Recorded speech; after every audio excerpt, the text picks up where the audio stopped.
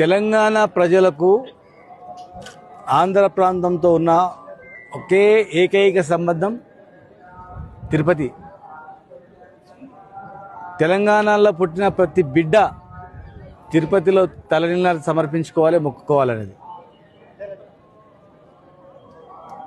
రెండు రాష్ట్రాలు కలిసి ఆంధ్రప్రదేశ్గా ఉన్నప్పుడు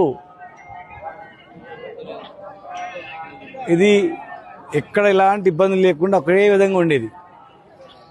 రెండు రాష్ట్రాలు విడిపోయిన తర్వాత డిఫరెన్సెస్ లేకుండా ప్రజలను కలిపిన దానిలో మా ప్రభుత్వంతో పాటు తిరుపతి దేవస్థానం, టీటీడీ పాలక మండలి కూడా. ఎందుకంటే ఏర్పడిన తర్వాత ఎలాంటి డిఫరెన్స్ లేకుండా దర్శనాలు అన్నీ జరిగినాయి. గతంలో చంద్రబాబు నాయుడు గారు ఉన్నప్పుడు, తర్వాత జగన్ గారు వచ్చిన తర్వాత కూడా కొనసాగింపు జరిగింది. కానీ ఈరోజు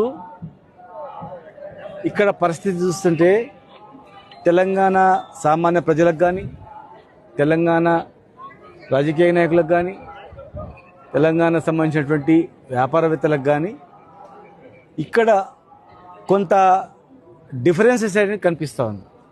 ఇది మంచి పరిణామం కాదు.